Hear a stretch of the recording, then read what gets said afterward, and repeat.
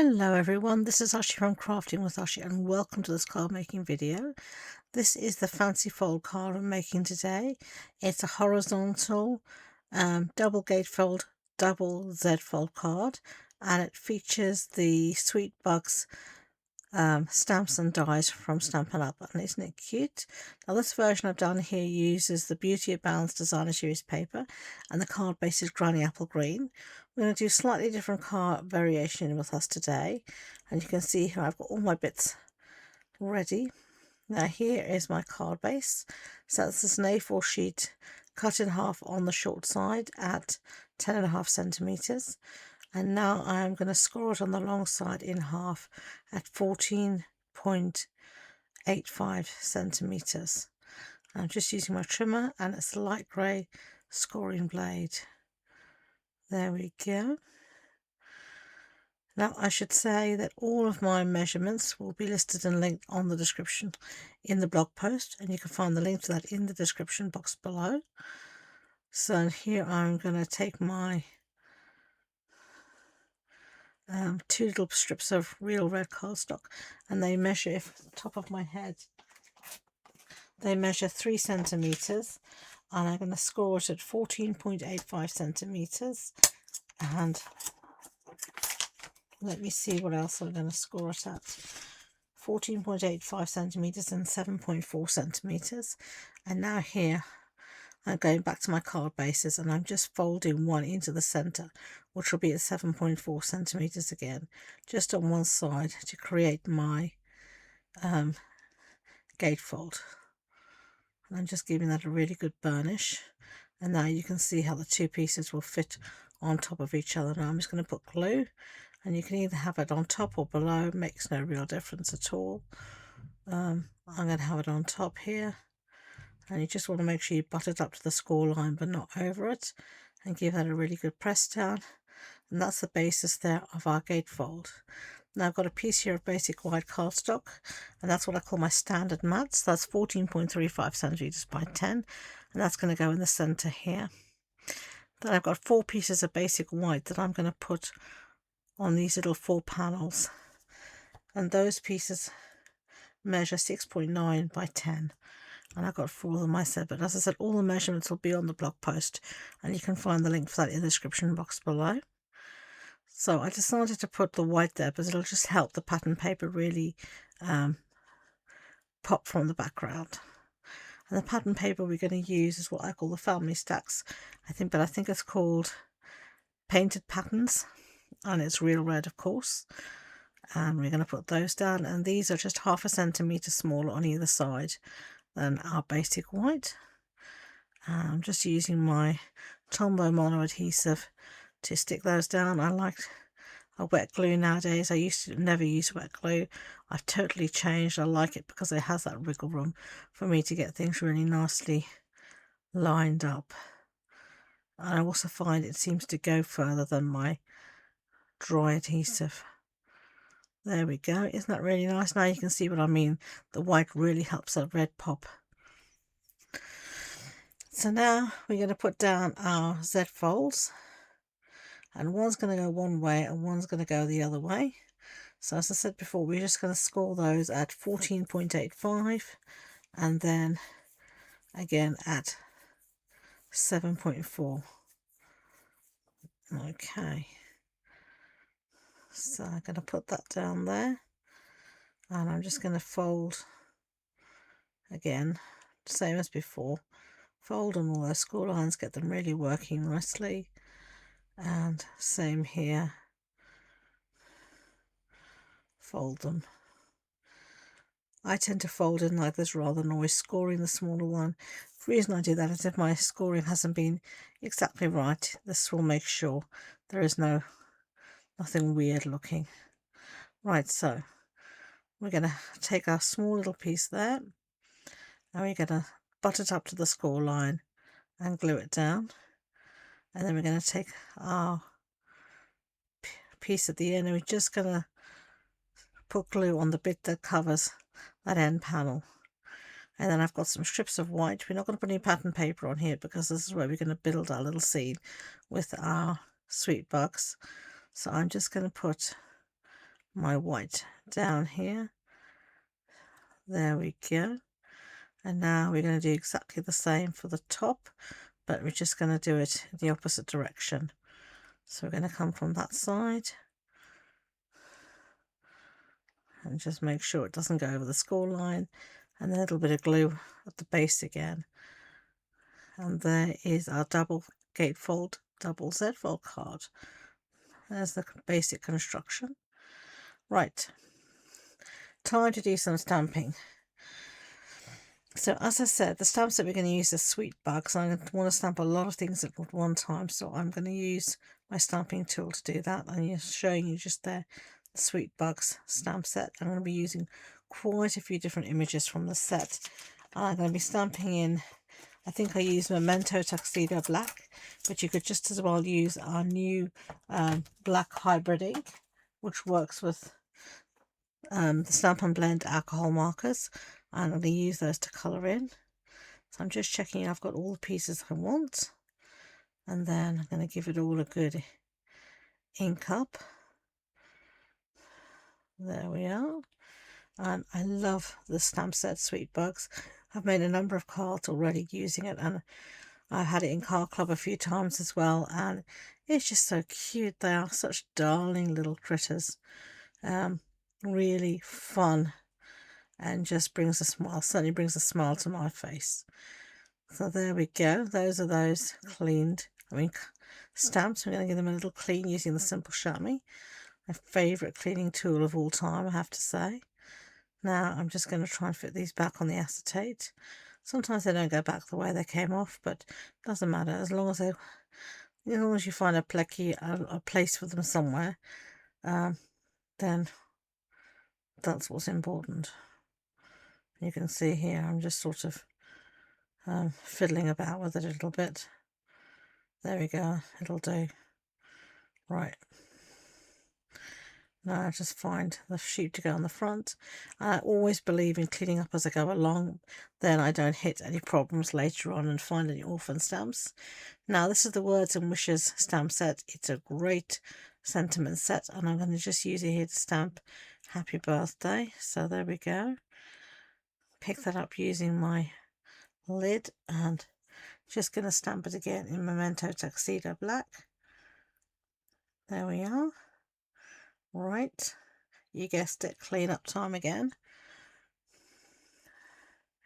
Right, get rid of that stamping tool, put these back in their little home, otherwise they will never find their way home again. And then we are going to just use a little block to stamp those presents. So that's from the same stamp set, and I'm just going to do this freehand. 1, 2, 3. There we go. And give that a clean so we can put the little stamp away in its home and doesn't get lost. We don't want any orphan stamps. Certainly I don't. And I'm going to just add a few extra prezzies there. Why not? You can never have too many prezzies for your birthday. I'm sure you'd agree. It's always lovely to see all those brightly wrapped packages, whatever they might contain. I just love seeing the brightly wrapped packages. I don't always mind whatever's in them. I just like the brightly wrapped packages. Okay, so we've got these two little pieces here, and I thought I would stamp an extra little scene with those, so I'm just going to do that here quickly. I'm going to add a little sentiment, and there we go. You make every moment special. I think that's just a lovely thing to say to someone. And then I'm going to go back to my Sweet Bugs, and I'm going to stamp here some of these flowers. So there we go. I'm just going to have a little row of flowers. There we go, cute. So that is all of our stamping done. Now we're going to start with some colouring, and as I said, we're going to use the Stampin' Blend alcohol markers, and I've got various ones here. They'll all be listed and linked in the description box below, as well as on the blog post. Now for me, the way I do tend to colour nowadays with these is I tend to go in with the darker colour first, and then I blend out with the lighter colour here. So this I think was Granny Apple Green, even if it doesn't look like it on the video, it was that in real life. And I'm going to go back in with the darker colour and add some extra detail. And here I've got my leaf, and this is going to be Old Olive. So here I've just decided to put all the colour down and then add this strong detail in afterward. And then we're going to use this just to blend it all out, and I really love the way this turned out. It really looks nice. So there we go.